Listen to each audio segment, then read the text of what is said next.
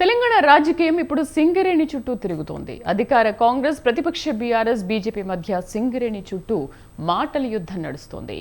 అసలు ఇప్పుడు ఈ అంశం ఎందుకు తెరపైకొచ్చింది? ఉన్నట్టుండి ఒక్కసారిగా రాష్ట్ర రాజకీయాలు ఎందుకు వేడెక్కాయి?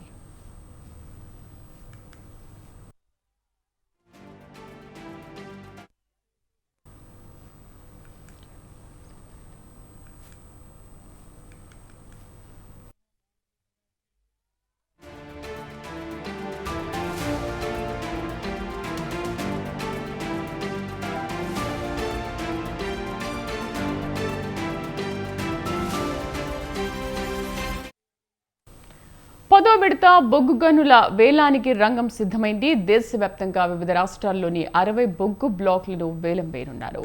ఈ బ్లాకుల్లో అత్యధికంగా ఒడిశాకు చెందిన 16 బ్లాకులు, ఛత్తీస్గఢ్కు చెందిన 15, జార్ఖండ్కు చెందిన 6, బీహార్, పశ్చిమ బెంగాల్కు చెందిన చెరో 3 బ్లాకులను వేలం వేయనుంది. ఇందులో తెలంగాణలోని శ్రావణపల్లికి చెందిన ఒక బ్లాక్ కూడా ఈ వేలం జాబితాలో ఉంది.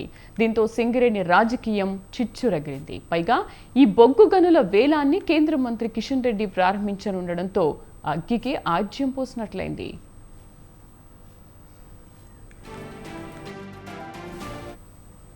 శ్రావణపల్లిలోని బ్లాక్లో 11.99 కోట్ల టన్నుల బొగ్గు నిల్వలు ఉన్నట్లు గతంలో సింగరేణి నిర్వహించిన అన్వేషణలో తేలింది. ఈ బ్లాక్ దక్కించుకోవడానికి సింగరేణి కూడా తొలిసారి వేలంలో పాల్గొనుంది. ఎంఎస్టీసీ ప్లాట్ఫామ్పై వేలానికి సంబంధించిన వివరాలు కూడా పొందుపరిచారు. పర్సెంటేజ్ రెవెన్యూ షేర్ మోడల్ ఆధారంగా ఆన్లైన్లో బొగ్గు గనుల వేలాన్ని నిర్వహిస్తారు. ఇక ఈ గనుల్లో కోకింగ్, నాన్ కోకింగ్ బొగ్గు బ్లాకులున్నాయి.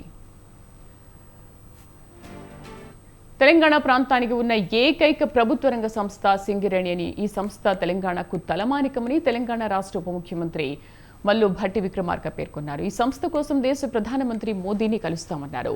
భవిష్యత్తులో గోదావరి పరివాహక ప్రాంతంలో గుర్తించబోయే అన్ని గనులను వేలం వేయకుండా సింగరేణికి కేటాయించేలా ప్రధానిని కోరుతామన్నారు.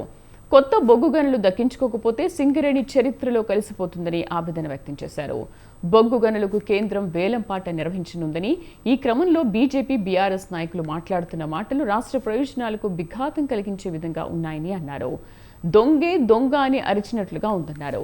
సింగరేణిని కాపాడుకోవడానికి అవసరమైతే ప్రధాని మోదీని కలుస్తామని తెలిపారు. రాజకీయ లబ్ధి కోసం బీజేపీతో బీఆర్ఎస్ చేతులు కలిపి సింగరేణిని నిట్ట నిలువున ముంచే ప్రయత్నం చేసిందన్నారు. ఇక సింగరేణిని ప్రైవేటీకరించే కుట్ర బిల్లు పాస్ అయ్యేటట్టు చేసి, ఆక్షన్ జరిగేటట్టుగా చేసి, సింగరేణికి బొగ్గుబాయిలు లేకుండా చేసి, ఇవాళ తగుదనమ్మా అని చెప్పి బీఆర్ఎస్ పార్టీకి సంబంధించిన నాయకత్వం మాట్లాడుతూ ఉంది. సింగరేణికి సంబంధించిన బొగ్గుబాయిల్ని మేమే కాపాడాం 10 ఏళ్లు, కాంగ్రెస్ వాళ్ళు వచ్చి ఏం కాపాడలేస్తుంది ప్రభుత్వం అని చెప్తున్నారు. యాక్ట్లో మీరు సపోర్ట్ చేసి రాకుండా చేస్తారు. పోనీ మీరు ఈ 10 ఏళ్లు ఈ బిల్లు తీసుకొచ్చి, ఆ బిల్లు ద్వారానైనా ఇక్కడ ఈ పరిసర ప్రాంతాల్లో ఆక్షన్ జరుగుతున్నప్పుడు ఆక్షన్లో పార్టిసిపేట్ చేసి ఆ బొగ్గు బాయిలు ఏమన్నా మనకి సింగరేణికి వచ్చేటట్టు చేశారా? అది లేదు. ఇది ఆధారాలతో సహా చెప్తున్న, డేట్స్ తో సహా. నేను ఇక్కడ సింగరేణిని ప్రైవేటీకరించే కుట్ర జరుగుతోందని బీఆర్ఎస్ ఆరోపిస్తోంది. సింగరేణి సంస్థను అమ్మేందుకు కేంద్రం కుట్ర చేస్తోందని బీఆర్ఎస్ వర్కింగ్ ప్రెసిడెంట్ కేటీఆర్ ఆరోపించారు. రాష్ట్రంలో బొగ్గు గనుల వేలం వేయొద్దని గతంలో మోదీకి సీఎం రేవంత్ రెడ్డి లేఖ రాశారని గుర్తు చేశారు. 16 ఎంపీ సీట్లు వచ్చిన టీడీపీ విశాఖ ఉక్కు ప్రైవేటీకరణ కాకుండా ఆపగలిగిందని అన్నారు. తెలంగాణలో కాంగ్రెస్, బీజేపీలకు 16 ఎంపీ సీట్లు ఇస్తే రాష్ట్రానికి కేంద్ర మంత్రి కిషన్ రెడ్డి బొగ్గు గనులను వేలం వేస్తున్నారని కేటీఆర్ ఎద్దేవా చేశారు.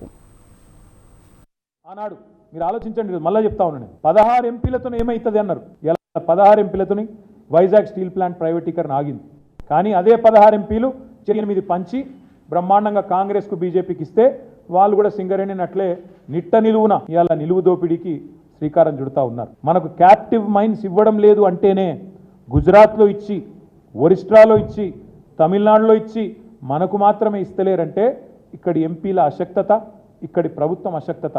కేసీఆర్ ఉన్న నాళ్ళు సాహసం చేయలే, కేసీఆర్ ఉన్న రోజులు వేలం పాట పెట్టలే. ఇలా వాళ్ళే చెప్తున్నారు కదా, కేసీఆర్ 9.5 ఏళ్ళు అడ్డుకున్నాడు, వాళ్ళే చెప్తున్నారు. ఎందుకు అడ్డుకున్నాడు కేసీఆర్? సింగరేణిని కాపాడాలని అడ్డుకున్నాడు. ఎందుకంటే కేసీఆర్కి తెలిసింది, ఏం తెలుసు, వైజాగ్ నెట్లనైతే కేంద్ర మంత్రి కిషన్ రెడ్డికి మంత్రి శ్రీధర్ బాబు కౌంటర్ ఇచ్చారు. సింగరేణి కేంద్ర రాష్ట్ర ప్రభుత్వానికి సంబంధించిందన్నారు. సింగరేణికే గనులు అప్పగించాలని ఆయన డిమాండ్ చేశారు. ప్రైవేటు సంస్థలకు అప్పగిస్తున్నట్లు కిషన్ రెడ్డి స్టేట్మెంట్ ఇచ్చారని ఆయన మండిపడ్డారు. ప్రభుత్వ రంగ సంస్థలకే బొగ్గు గనుల కేటాయింపులు జరగాలన్నారు. కేంద్ర మంత్రి కిషన్ రెడ్డి గారిని ఇక్కడ ఉన్న సింగరేణి సంస్థ కేంద్ర రాష్ట్ర ప్రభుత్వాలకు సంబంధించిన ప్రభుత్వ రంగ సంస్థ.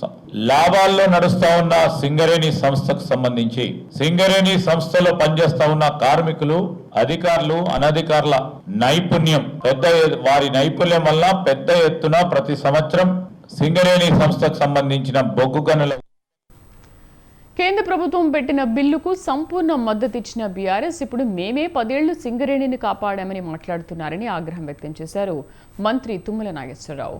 తెలంగాణలోని అన్ని బొగ్గు బావులను సింగరేణికి ఇవ్వాలని కాంగ్రెస్ పార్టీ డిమాండ్ చేస్తోందన్నారు. మరోవైపు సిపిఐ రాష్ట్ర కార్యదర్శి కూనంనేని సాంబశివరావు మాట్లాడుతూ గోదావరి పరివాహక ప్రాంతంలో గనులన్నింటినీ సింగరేణికి ఇవ్వాలని గతంలో ఒప్పందం జరిగిందని తెలిపారు.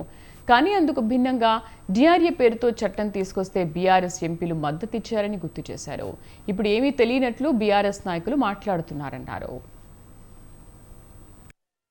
అంటే అక్కడ బీజేపీ, ఇక్కడ బీఆర్ఎస్ ప్రభుత్వం అధికారంలో ఉన్నప్పుడు జరిగినటువంటి చట్టం పార్లమెంట్ లో ప్రవేశపెట్టినప్పుడు గాని, ఆ చట్టాన్ని బలపరిచినటువంటి తీరు గాని, పార్లమెంట్ లో అది చట్టం అయినప్పుడు గాని, వీటినన్నింటినీ మించి సింగరేణి సంస్థ భారతదేశంలోనే కోల్ ఇండియా కంటే బెస్ట్ పర్ఫార్మెన్స్ ఉన్నటువంటి సంస్థ.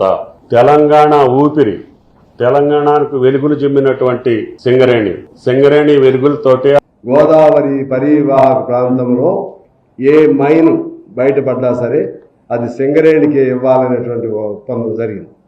దానికి తూట్లు పొడిచే విధంగా 2010 సింగరేణి సంస్థను ప్రైవేటీకరించే ప్రశ్నే లేదని కేంద్ర బొగ్గు గనుల శాఖ మంత్రి కిషన్ రెడ్డి తెలిపారు. సింగరేణిలో 51% వాటా ఉన్న రాష్ట్ర ప్రభుత్వానిదే పెత్తనం ఉంటుంది. 49% వాటా ఉన్న కేంద్ర ప్రభుత్వ పెత్తనం ఏదీ ఉండదన్నారు. సింగరేణి సంస్థను ప్రైవేటుపరం చేయాలనే ఆలోచన, ప్రతిపాదన ఏదీ లేదని, అది ఎన్నికల వేళ మాజీ సీఎం మదిలో పుట్టిన విష ప్రచారమన్నారు కిషన్ రెడ్డి.